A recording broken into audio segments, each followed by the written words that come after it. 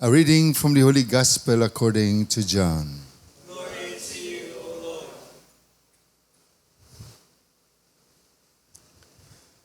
When Judas had left them, Jesus said, "Now is the Son of Man glorified, and God is glorified in him. If God is glorified in him, God will also glorify him in himself, and God will glorify him at once. My children, I will be with you only a little while longer. I give you a new commandment: love one another.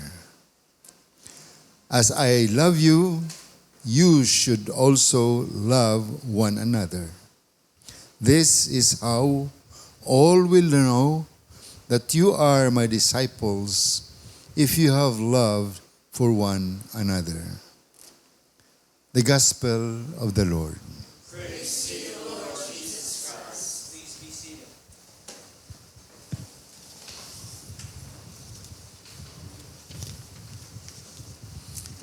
Do you know that in 2022,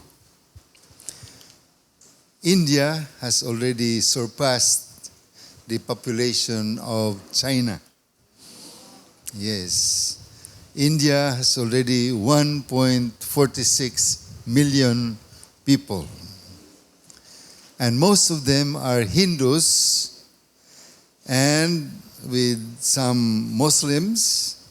And the Christians are only 1.6% of the whole population. But even if you are only 1.6% in India, people know Christians very well because they are very active, and also their lives is really a witness to the living Lord. So there was an Indian convert who told us a story of a Hindu boy who stole some fruits, and while he was doing it, the vendor was very quick in seizing his arms. Gibunalan gyugmayo, gipatid-patiran, and the boy was cringing with fear and also with pain. And therefore, there was a Christian who came near the vendor and said, "Please, stop beating the boy. He is hungry. And perhaps he does not even have parents anymore to take good care of him." So the Christian took some coins to pay for the mangoes that the boy had stolen and went away. But the boy followed him. And the boy said, "Sir, excuse me, are you Jesus Christ?" Are you Jesus Christ? So, the boy being a Hindu, of course, he did not know so much about Jesus, but he heard about Jesus and people who are also believing in this Jesus, and he knew that Jesus was good and Jesus was kind. And that is why, being somebody who really lives the values of Christ, can really be a real representative of Christ. In Congo, we don't call ourselves Christians. We call ourselves Christ. Diretso. So, mo Cristo, that means I am a Christ. Ba Cristo, that means we are Christ. Because we are supposed to be the Christ of today, making visible Christ in our world. So the Gospel of today is taken from chapter 13 of St. John, where Jesus was delivering his farewell speech. mularga na siya. I will be with you only for a short while. But he does not want to disappear once he goes. He wants to be always visible. Perhaps no longer himself physically, but to be visible in the lives of his disciples. And that is why he said, little children, and that is a very fun way of talking to his disciples. My little children, I give you a new commandment. Love one another. Love one another just as I have loved you. Nya, yang gipadayon, he said, it is by your love for one another that everyone will recognize you as my disciples. So it is our trademark, loving one another. Through love for one another that Christ becomes visible and also present in our world today.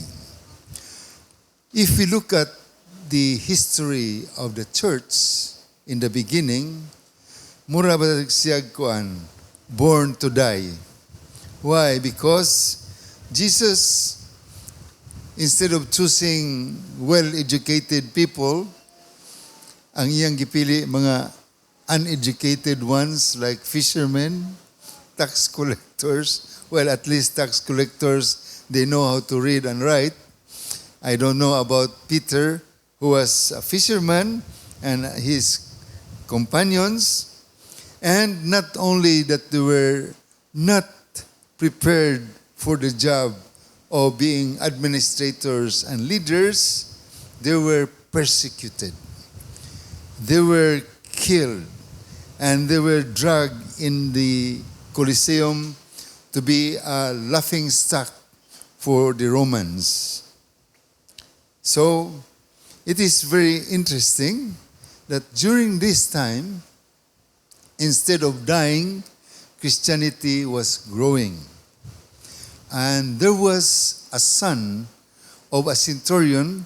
Centurion is a Roman soldier with 100 soldiers with him. And his name was Tertullian. Tertullian became a lawyer.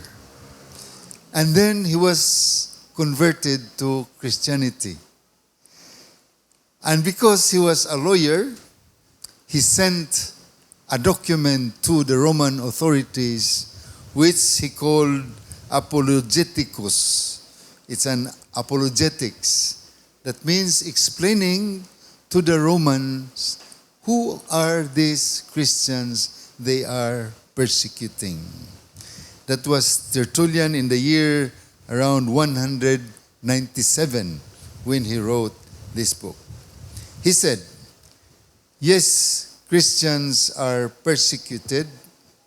They are tried in court. But above all, was the work of love so noble that they led many to place a mark on us. This is an old document, so let me explain it in a simple English. That means that they are often persecuted, but there is a kind of trademark, a distinguishing mark among these Christians. And this distinguishing mark is love. And they said, the Romans who hate one another, when they look at Christians, they exclaim, look how they love one another. And because of this, Christianity, instead of disappearing, had grown into a big, big community. And Tertullian said, they are ready to die for one another because of their love for one another.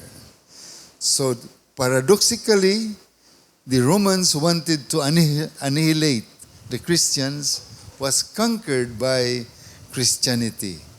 When finally Constantine the Great, he took the cross and said, by this sign we shall conquer.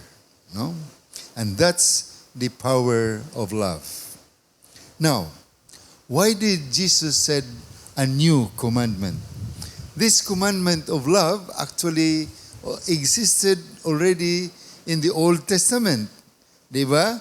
O atong basahon ang Leviticus 19 verse 18, we have this commandment, love your neighbor as yourself.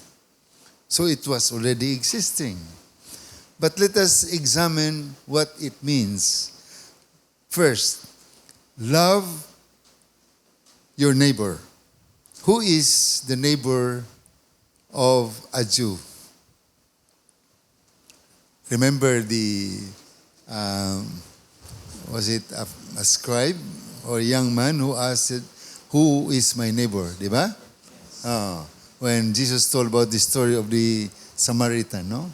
So, who is my neighbor? For the Jews, neighbors are his fellow Jews. Ang iyang mga parinti, ang iyang mga kadugo, which unfortunately, even until now, bisag diri sa Pilipinas, unfortunately, it is almost still what love means. Tanawang atong mga politika, families, no? Instead of people who are capable, we have families. And these are the ones who are our leaders, who are dominating our politics, which is really very sad. Secondly, the measure is what? Love your neighbor as yourself. That means that the measure is yourself. But we know that we ourselves, we are limited. And therefore, if our measure is ourselves, then that means our love for our neighbor is also limited. Therefore, limited scope of people and limited measure. So this is the difference of the new commandment of Jesus.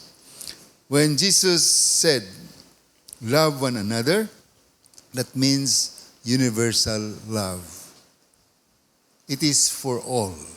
No distinction, no more blood. He would even say, who is my father? Who is my mother? My father and my mother, there are those who listen to the word of God and keep it. So there's a new kind of brotherhood. And not only that, the measure is no longer as yourself, but as I have loved you. And what is this measure that Jesus said, as I have loved you? What did he say?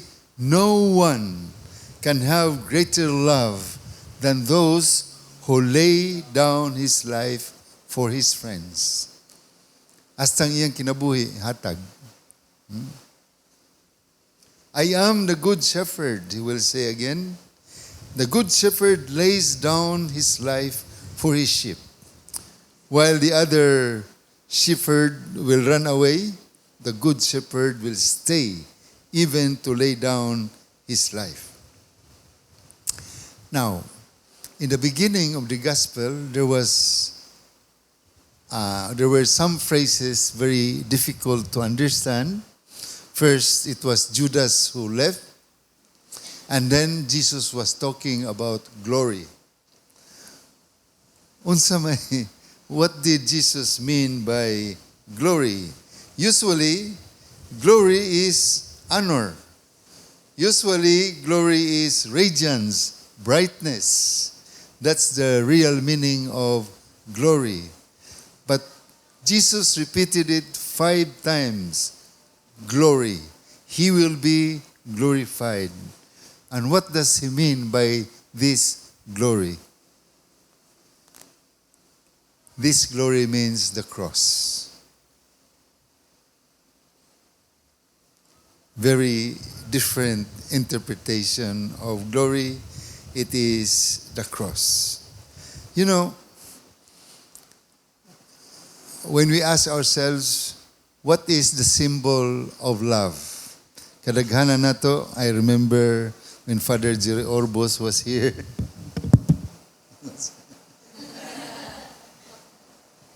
And then he reduced it to like this. No? Unya reduce pag yun. Ana. So all this means the heart, di ba? That's true. Love could often be heart, the symbol of the heart, because heart is compassionate. Unya, if you fall in love, like our young people here, murag mo buto-buto gyud ang atong kasing-kasing, no? That's the heart. And if you feel sad, mangusmod ang imong kasing-kasing. And so therefore, heart might not be the best symbol of love, because the heart can also get angry. Diba? The heart could also hate somebody. The heart mahimo sag manluod. Labi na gyud nato nga mga Pilipino. Narita mga luod niya. Wa ra bagi dugay ba kayong maulian. No? And heart can also be afraid. That's why if you run away, if you are scared, and there is fear. So, if the heart is not the best symbol of love, what could it be? The cross. That's the real symbol of love. Because the cross is compassion. It is infinite love. It is forgiveness. It was on the cross when Christ said, Father, forgive them, for they do not know what they are doing. It is on the cross when he told that bandit, St. Luke will not call him a bandit, he would even call him a criminal, in order to remind us that they were not crucified for nothing. If they were crucified, it was because they did something very, very bad. These were criminals. And yet Jesus, in a short instance, just said, you will be with me in paradise. That is real love. Why ihap? There's no calculating. It is simply loving somebody. It is infinite. Therefore, my dear brothers, now we knew what this new commandment is. And I'm sure that in our communities, if we really have this new kind of love, then we can have new communities. What the second reading in the book of Apocalypse was telling us, that there will be a new world if this world will be reigned with love. And this is what I hope for our Christian communities. You will know that if you really love one another, then like the early Christianity, this community will grow. And this community will be radiating, and people will be saying, see how they love one another.